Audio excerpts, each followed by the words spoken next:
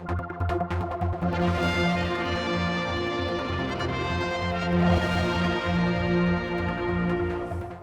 I'm down at the Sayle Gallery with Jill Gillings, the artist in residence, and we've already featured one of your items, Jill, but we have another exhibition coming up, and I think we should deal with... this is your son. Well, he's actually, he has escaped from there, but yes, it was my son when I wrapped him up. I've got a wonderful family. They let me do all sorts of very weird and wonderful things, like wrap them in sellotape. And this was Liam, but he's known as Jack Griffin, because Jack Griffin was the H.G. Wells' Invisible Man. That was his name. So that's what that's called. And he's got his own Facebook page and Twitter account, and he loves to meet people. And behind us, you might be able to see some photographs of when he's been out and about. He's a bit miffed at the moment because I let him have a go at some drums, and I haven't made him any. So he's a bit. I think he's sitting at one end of the settee, not talking to me very much.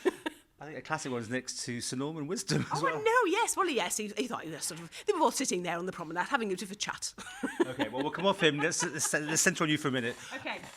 What is your inspiration? What is this all about? I've been involved, as many people know, with Island Games for many years, and I found that whenever I spoke to people who were involved with the sport, there was a lovely sparkle in their eyes, and it was a privilege to be sort of involved with that. And so that's basically the idea of it's doing what you love to do and having that passion for something and having the sparkle. The sparkle might only be the reflection of the sellotape, but the sparkle's there in the exhibition. Well, last time we saw the Zoe... is it a mannequin? I don't know. This is the model anyway. Still sitting here. Is that back in the show again? She is, yes, in effect.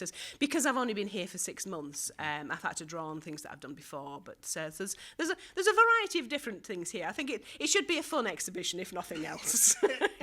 That's brilliant. And you got your husband also, hard-working husband, there working. Because opening, when is it opening? Tonight. Oh, right.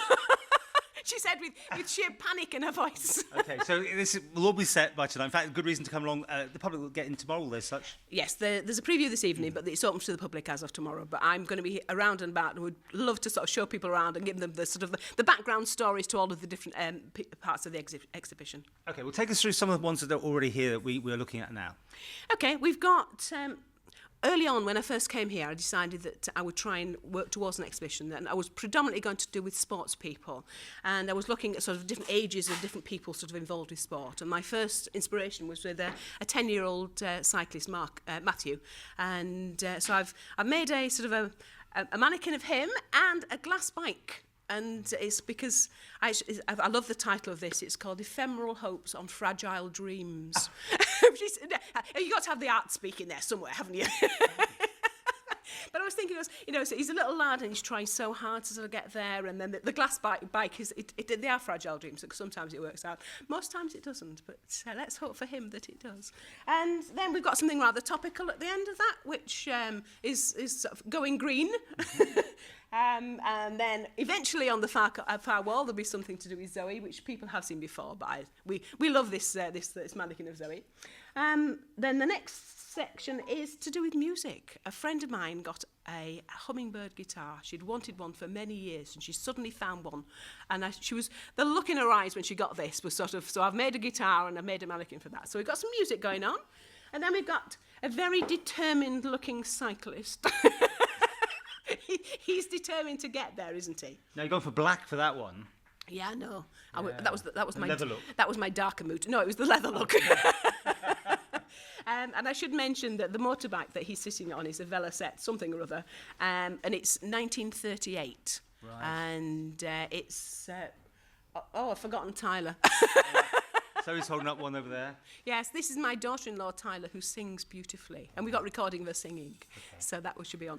So back briefly to Bernard Seed, who's lent us this Velocette motorbike. It's a 1938 model, and he said it's five weeks younger than him. And he's been so kind to sort of and he's typical. He loves doing things. He loves sort of making things happen, and he makes things. And he's done the bike up from nothing at all. And then finally, there's some portraits that I've done. So that's sort of other things. So it's varied, isn't it? I love talking to you. How long is your residency going on for? You're here for a bit longer yet, are you? Only to the end of the month. Oh, is that it? Almost over. I know. So this is it. I know. Oh. I know, it's gone so fast. Well, let's hope lots of people turn out to see it. Yeah. You're displaying here for what, a couple of weeks, is it? Yes, well, from sort of Friday, 2 weeks, end of July, summertime. Come and smile.